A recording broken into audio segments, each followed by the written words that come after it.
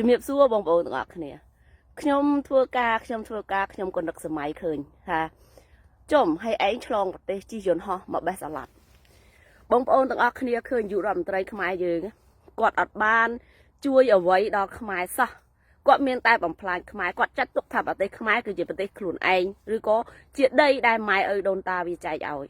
ហើយវាយកទៅកាត់ដោះដូរសន្តិភាពខ្លួនវាប្រកាសថាខ្មែរយើងយកបានដីសៀមនេះពិតប្រកបណាគេចោះអាកិច្ចសេចក្តីថ្លែងការណ៍រួមហ្នឹងណាអាមេរិកគេបានអីខ្លះសៀមគេបានអីខ្លះប៉ុន្តែខ្មែរយើងបាត់ដីហើយយើងមើលឃើញពលរដ្ឋខ្មែរមួយចំនួនចេះតែដៀលថ្មេះថាអូយុរដ្ឋមន្ត្រីថៃអីណាដោះដូរឈួតលីលាគ្មានដឹងខ្យល់បងប្អូនត្រូវដឹងថានេះជាលបាយនយោបាយរបស់គេណាគេសំដែងគេចង់ឲ្យពេលវេលាមួយហ្នឹងអត់ឲ្យមានអ្នកណាទទួលខុសត្រូវផ្លូវច្បាប់ត្រង់ពេលដែលវាកំពុងយកដីខ្មែរវាបដូរពីមួយទៅមួយវាបដូរពីមួយទៅមួយវាចោតពីមួយទៅមួយប៉ុន្តែលទ្ធផលវាបានដីណានៅពេលណាមួយដែលយើងចង់សាររើក្តីនឹងឡើងមកអេគេថាអ្នកនេះឡើងគេថាអ្នកនោះឡើងហើយនយោបាយហ្នឹងខាងសៀមគេយកទឹកចិត្តគេយកចិត្តគេយកបេះដូងពលរដ្ឋគេយកដីខ្មែរយើងយកទៅឲ្យណាឲ្យហ្វ្រីណាហើយចុះយើងបានអីផ្ទះថ្មផ្ទះវិឡាស្កឹមស្កៃដែលខាងសៀមគេយកទៅឲ្យគេយកពីខ្មែរយកទៅឲ្យជនជាតិគេឥឡូវខ្ញុំកាត់អាត្រឹមហ្នឹងសិនខ្ញុំចង់និយាយពីសម្ដៅពីខួរនិងបេះដូងរបស់កូនខ្មែរវិញខ្ញុំសម្លឹងមើលណាបើសិនជាកូនខ្មែរទាំងអស់គ្នាងើបឬក៏កូនខ្មែរទាំងអស់គ្នាសស្រាក់សស្រាំឬក៏ចូលរួមជួយចង់ស្ដារប្រទេសហ្នឹងខ្ញុំជឿថាហ៊ុនសែននៅឈរអត់បានយូរទេកម្លាំងយុវជនកម្លាំងអីលើទឹកដីកូរ៉េលើទឹកដីជប៉ុនគឺច្រើន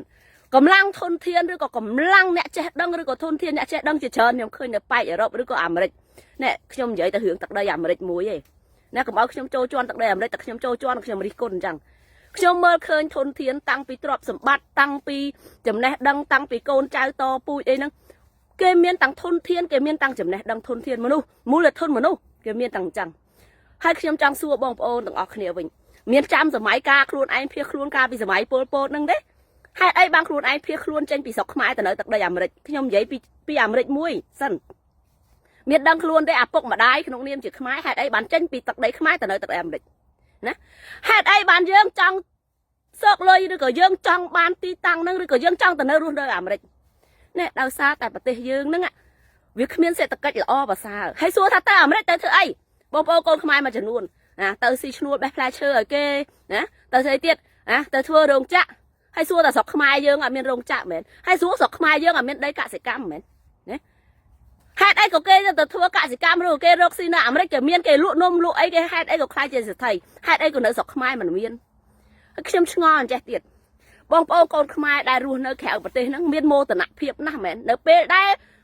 ទៅបរទេសគេរើសអើងថាអ្នកពូជខ្មែរអញ្ចេះមួយអញ្ចេះពីរអូជាកន្លែងសម្បុកអ ுக ្រិតកម្មអូជាប្រទេសមួយដែលទន់ខ្សោយជាប្រទេសមួយដែលមិនខ្វល់ពីទឹកដីជាប្រទេសមួយដែលកាត់ទឹកដីដោះដូរសន្តិភាពហើយខ្លួនឯងនៅសបាយមោទនភាពណាស់មិនមែនខ្លាចនៅពេលដែលខ្លួនឯងនៅជាសេដ្ឋីណាខ្ញុំនិយាយមែនណាបងប្អូនទាំងអស់គ្នា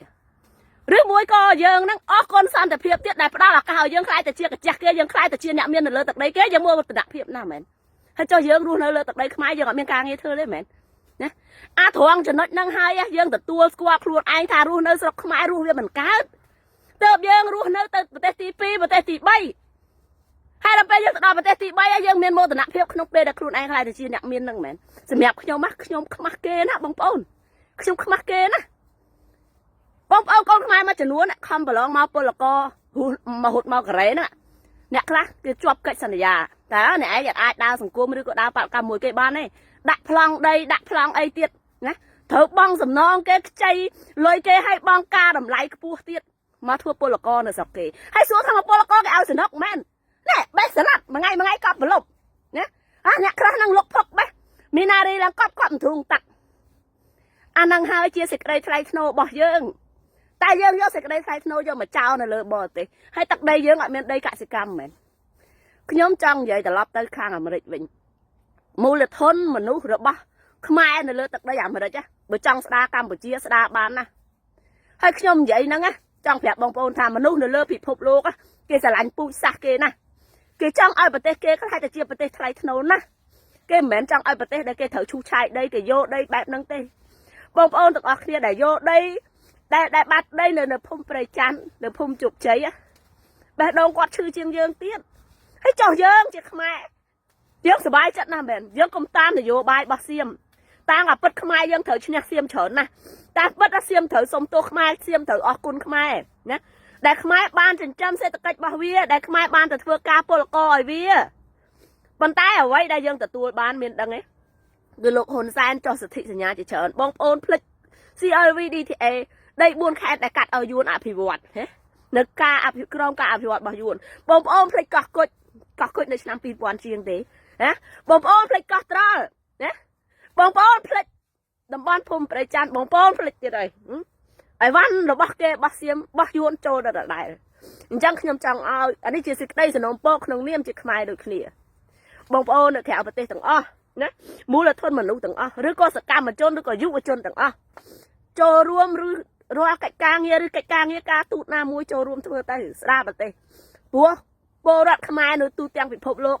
យើងទុកកម្ពុជាមួយសោះទុកខ្មែរនៅក្នុងទឹកដីខ្មែរមួយសិនចោះព្រោះពួកគាត់រើអត់រួចទេអញ្ចឹងបានអ្នកខាងក្រៅចូលរួមមកខ្មែរយើងត្រូវការតែអ្នកការទូតខ្លាំងទេយើងអត់ត្រូវការសង្គ្រាមទេ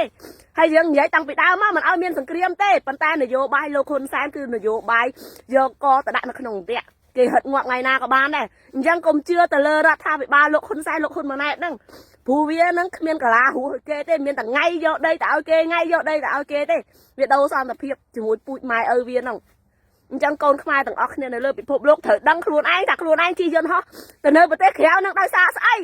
ទទួលស្គាល់ខ្លួនឯងផងកុំគិតថាពេលមានហើយមានមោទនភាពវាគ្មានមោទនភាពអាចស្អីទេខ្លួនឯងពូជពងខ្លួនឯងនៅដើរកាជះគេពេញពិភពលោកហ្នឹងហ៎